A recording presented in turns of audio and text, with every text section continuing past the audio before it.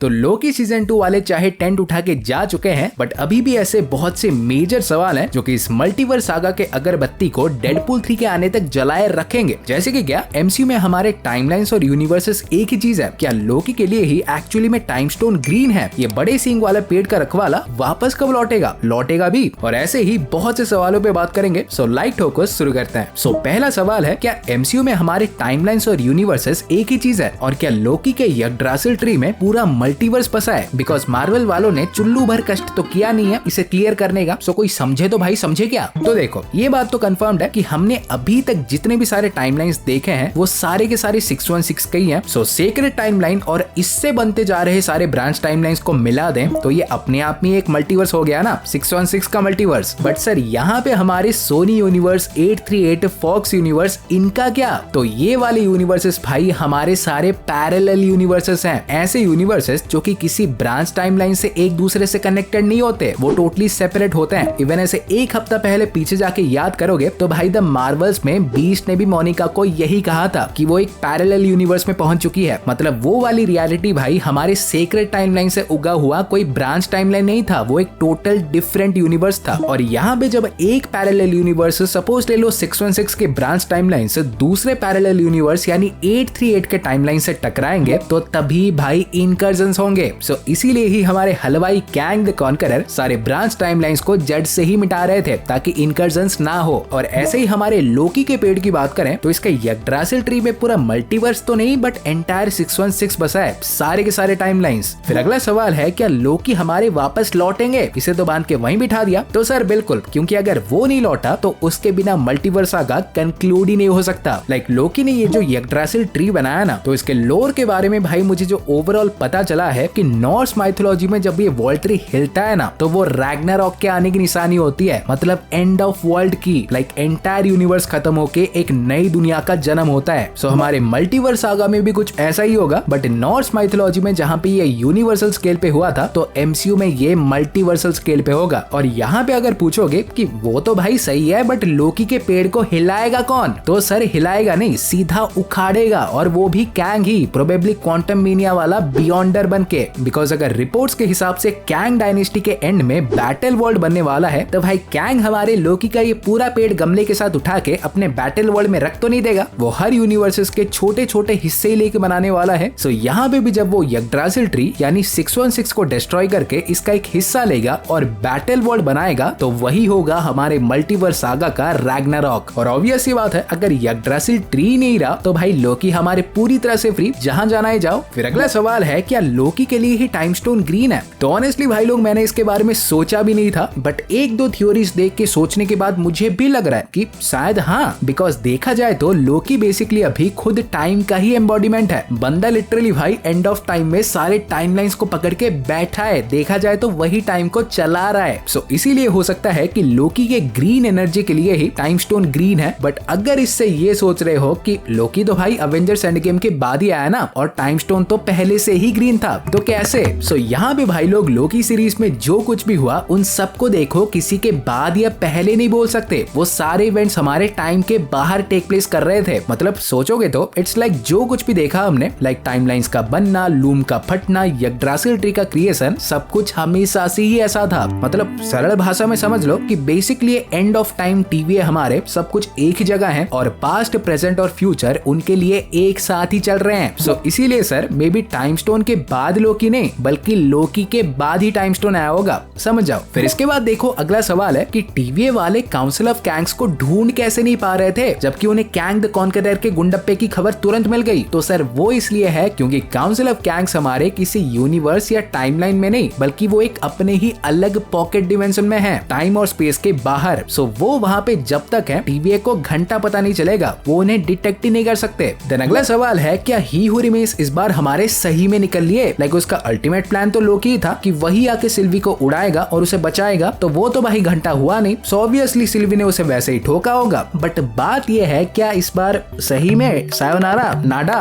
टाटा? तो प्रोबेबली नहीं। लाइक ये तो हम जानते ही हैं कि लोकी सीजन 2 में भी सब कुछ उसी का ही कराया था। टाइम स्लिप से लेके लूम के ओवरलोडिंग तक एवरीथिंग वाज हिज प्लान। और हालांकि उसके प्लान के हिसाब से लोकी ने उसे बचाया नहीं, बट मे बी उसने भाई इसका भी एक बैकअप प्लान रखा था। बिकॉज याद करो करोगे तो एंड में रवोना दीदी भी हमारी वॉइड में पहुंच चुकी थी, जहां वो अल्लायद से मिली और ही हुरी मेस ने भाई उसे कुछ तो सोच के ही भेजा होगा ना, फोकट में तो नहीं भेजेगा। सो प्रोबेबली भाई उसका यही बैकअप प्लान होगा और अब से रवोना ही ऑब्वियसली बिना कुछ भी जाने उसके रिटर्न का रास्ता खोलेगी। सो हाँ गाइस, आज के लिए बस इतना ही था और वीडियो देखो ऐसे थोड़ी भी पसंद आई हो तो प्लीज वीडियो को लाइक कर दो और ऐसे ही मार्वल और डीसी के रापचिकदार कंटेंट पाते रहने के लिए चैनल को सब्सक्राइब कर दो और मैं तुमसे मिलूंगा अगले वीडियो में। सो गाइस, तब तक बाय और टेक केयर।